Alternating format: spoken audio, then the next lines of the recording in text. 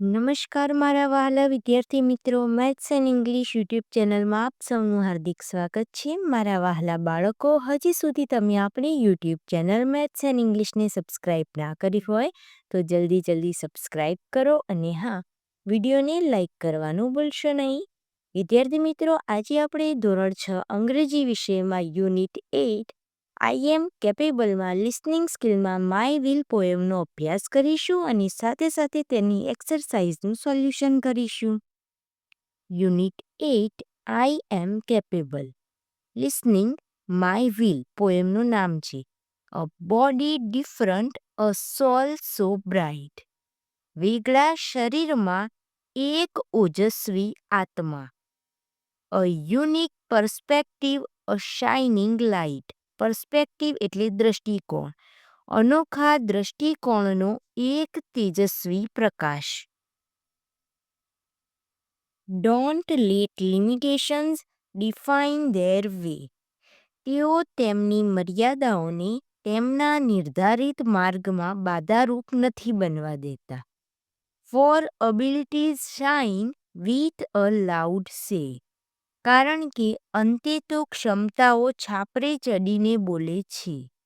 With wheels or walkers they take their stand. Wheelchair કે walker સાથે તેઓ મક્કમતાથી ઊભા રહે છે. Their strength and courage inspire the land. તેમની શક્તિ અને હિંમત દેશને પ્રેરણા આપે છે. Their voices whisper or loudly proclaim. હળવે રહીને અથવા મોટા અવાજે તેઓ જાહેર કરે છે, આઈ am capable, I am not ટેમ્ડ. હું સમર્થ છું, હું કોઈને આધીન નથી. હવે એક્સરસાઇઝ જોઈએ. Listen to your teacher and repeat the words given below. Different, perspective, unique, strength, limitations, courage, capable. Underline the rhyming words, write them and add one more. અહીં આવશે bright,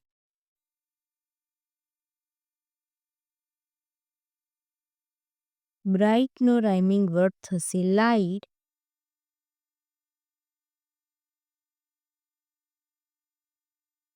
જે પોયમમાં આપેલ છે અને ટાઈટ આપણે વધારાનો એડ કરીશું. ત્યારબાદ નો રાઇમિંગ વર્ડ આપણી પોયમમાં આપેલ છે સે. તેના જેવો જ એક ડે. Number 3 stand.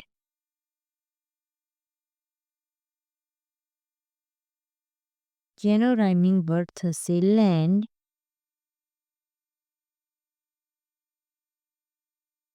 હેન્ડ.